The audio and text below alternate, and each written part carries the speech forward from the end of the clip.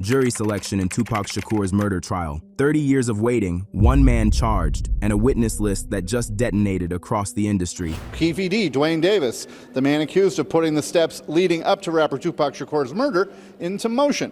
Shakur was gunned down in a car at Flamingo and Colville back in 1996, almost at the 30-year anniversary. Because the man prosecutors want on that stand, the only other survivor of the BMW, Suge Knight, has spent years teasing one name from a prison phone, and that is none other than Snoop Dogg. Snoop comes in, according to Warren G, and he got this big walkie-talkie. When we getting shot, Snoop listening to it in real time. Pow, pow, pow, all over the radio. That's when he tell him, hey, I gotta go. They just killed Tupac and shot Suge. How would you know? So what does Suge Knight actually know about that week in September? And why do fans think one man in particular is praying he never answers that under oath? Let's get into it. The witness list.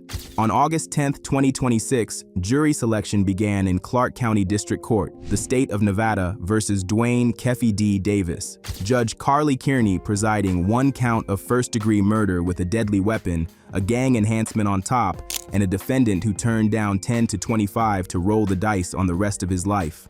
The trial is expected to run about a month, and the jury will get to hear the star evidence for themselves. Keefe D's own recorded 2008 sit-down with police, ruled admissible 2 weeks before opening statements. But the number that stopped the industry cold was 200.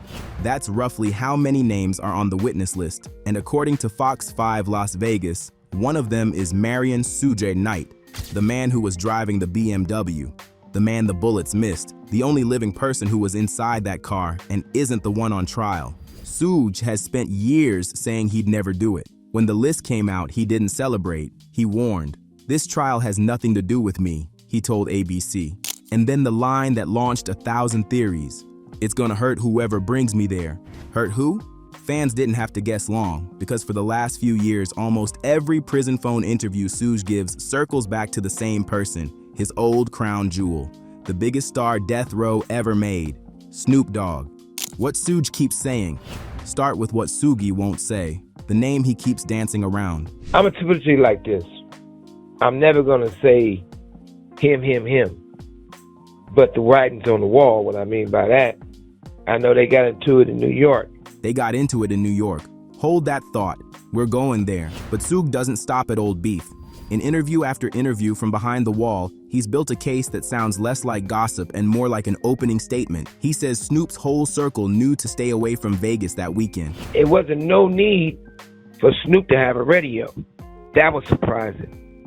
So when Warren says he heard the shots, he heard everything was going on, and when everybody said they heard him say it got him, that's not just a red flag, that's a fact. And he doesn't stop at the warnings. In his 2025 sit-down, Suge laid out the part that haunts death row historians. After Tupac died, the label kept going. 2 more albums came out under the death row name. Snoop, the label's biggest star, isn't on a single track of them. In Suge's telling, that distance wasn't grief. It was a pattern that started before the shooting and never broke. He says Snoop has been quietly working to get Keefe D, the man on trial, out of jail and keep him comfortable. Since I've been in here, Snoop and other people been having people trying to bail the guy out, Keefe D, because he talking too much. Raising them trying to do stuff for Puffy because they say he talking too much. And when Snoop tells the world he visited Pac in the hospital before he passed, Suge's answer is 4 words long. Snoop didn't go nowhere near the hospital. Snoop didn't go to the hospital. That's a lie. The week Suge keeps pointing at. They got into it in New York, September 1996, the last week of Tupac's life. And if you follow this channel, you know the receipts. But watch how they line up behind Suge's story. New York, days before Vegas. Snoop sits down with radio host Angie Martinez and, by his own retelling, in his own voice, says he likes Biggie and Puffy and wants to make music with them, while Pac is at war with both. And went and did an interview and was asked, how do I feel about Puffy and Biggie? And I was like, I like them niggas, I want to do some music with them. And that just rubbed Cuz the wrong way, like. In Suge's telling, Pac heard it in the hotel and went straight for Snoop.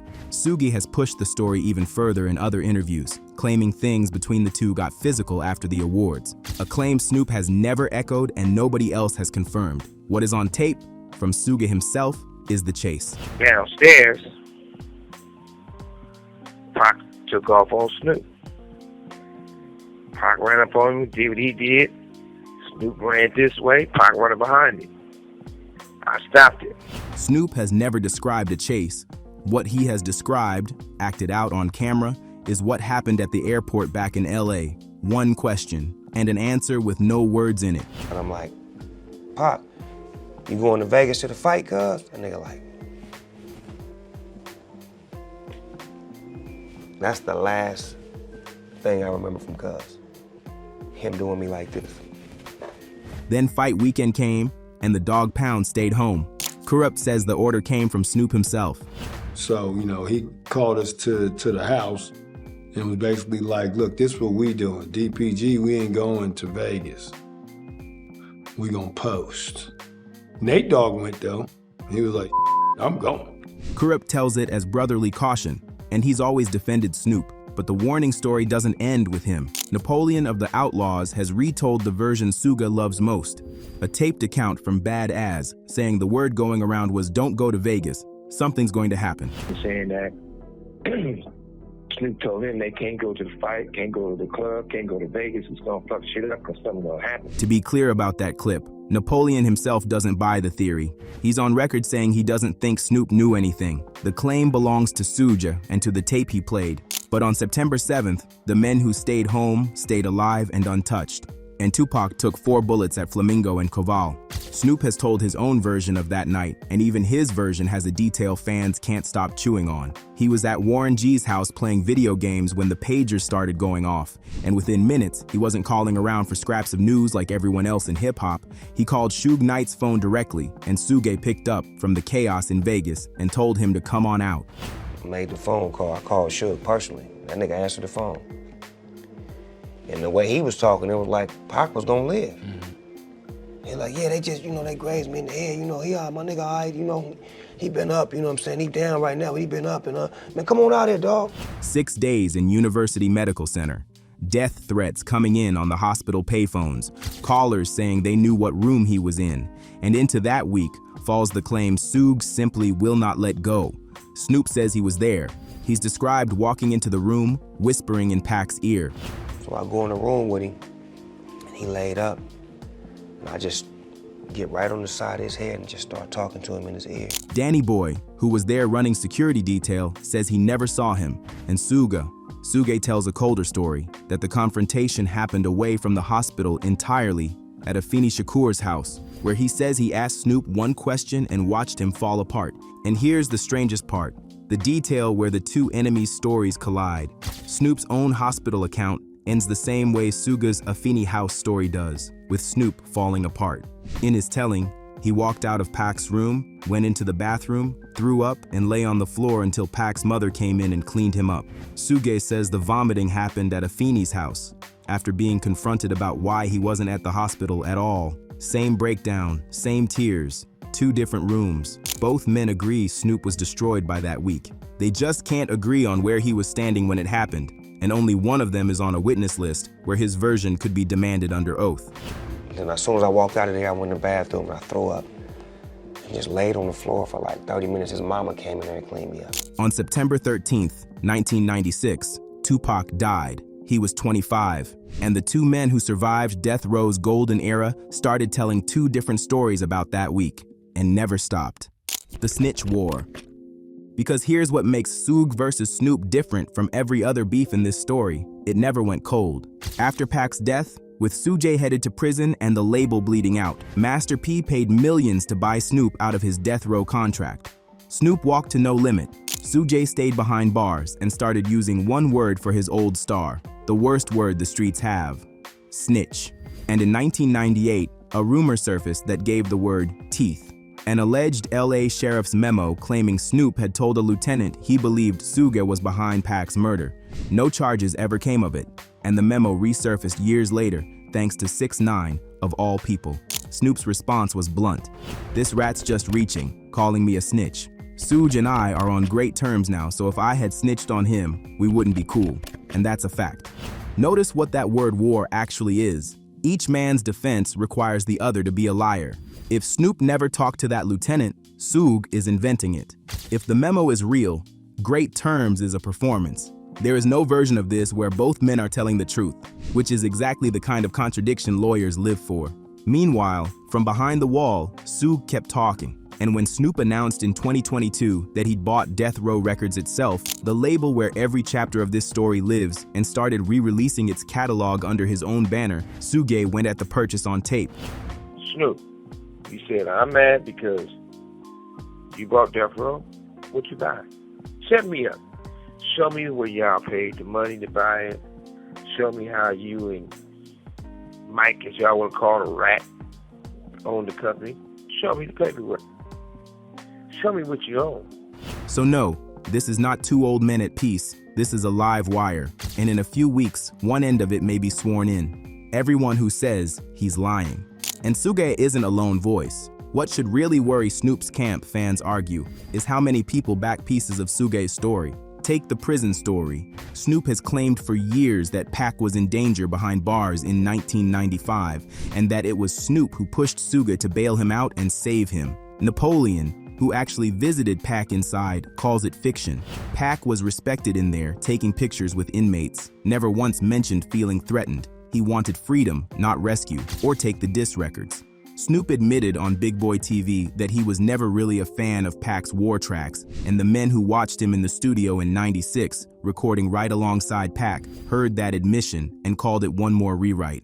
Napoleon says the sneak dissing came from inside the circle, that Pac's enemies talking was one thing, but a friend doing it is what he never understood. You got people who don't like Pac. They can say whatever they want, that's their opinion. But a friend, like sneak dissing them, is what I really don't understand. Suge says Snoop's most famous 2Pac story, the Pac and Nas standoff at the '96 VMAs, is a story Snoop wasn't even present for. Snoop was not there. Well, those dudes were scared to go hang out. They wasn't there. For Snoop saying he was there, not true. Anybody saying they was there, not true. Gene Deal, who guarded the other side of the war, says the peacemaker image itself is the product. His test is simple. Biggie spent 3 or 4 weeks in California, Snoop's own hometown, and Snoop never came to see him once. But after both men were dead, there was suddenly a whole lot of love. That's propaganda for the media, bruh. That's something that sounds good for the media. You know, I'm the peacemaker. I'm the one that's showing love.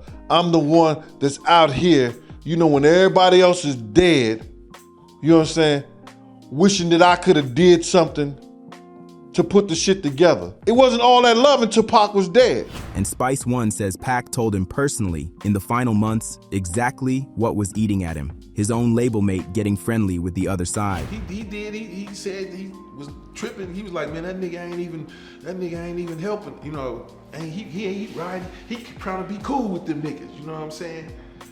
So he was a little upset over that shit. He would tell me like, you know, Snoop trying to be cool with them niggas. Even the lighter stories keep collapsing. Snoop's famous Training Day era tale that he defused a hostile Bloods neighborhood on a film shoot by buying weed from the local OG got corrected by Spice One too. In his version, the Bloods were throwing bottles at Snoop's trailer, Snoop was hiding, and it was Spice One, a Crip, who actually stepped in and calmed it down. One by one, the prison story, the Nas story, the hospital story, the Training Day story, the friendship with Biggie story, the people who were in the room keep filing corrections. And the people filing them keep making the same point. The man who inducted 2Pac into the Rock and Roll Hall of Fame tells the stories anyway. If Suge takes the stand, which brings us back to that witness list, and why this subpoena is different from every interview Suge has ever given. Understand what it would take to get him there. Suge isn't walking in from home. He'd be transported from a California prison yard to a Las Vegas courtroom, in custody, on camera, as the sole surviving eyewitness to the most famous murder in music history. He refused to cooperate when Keef D was arrested in 2023. He's refusing now. Fox 5 reports he's on the list anyway. A prison phone call has no rules. A witness stand has nothing but rules. Prosecutors would want the basics only Suge has, the inside of that BMW, the MGM brawl, what he saw of the white Cadillac. But cross-examination doesn't stay in the car. Under oath, there's perjury. There are defense attorneys who have read every interview Suge ever gave, every him, every hospital claim, every warning story, and would love nothing more than to make him pick one version and sign his name to it. Whatever Suge Knight actually knows about September 7th, 1996, the warnings, the hotel, the hospital, the names he won't say, a Las Vegas courtroom is the one place he can't dance around it, and he knows it. That's the man who said, "It's gonna hurt whoever brings me there." Nobody knows which Suge shows up, the one who protects the code or the one who's been pointing at the writing on the wall for years. Keith D's own headlines say he didn't kill anyone but knows who did. 200 witnesses, a month of testimony. Every old story about that week in September getting read back into the record, under lights, on camera, and watching all of it. Snoop Dogg, who isn't charged with anything, isn't on trial, and owns Death Row Records itself these days, the label where every chapter of this story lives. Fans say the panic in this story is exactly that ownership. A man who spent 30 years as the keeper of Death Row's history, and the one witness whose version he can't edit is the one the state of Nevada put on its list. Suge said it himself, "It's gonna hurt whoever brings me there." In a few weeks, we may finally find out who he meant. That'll be all for now. See you in the next one.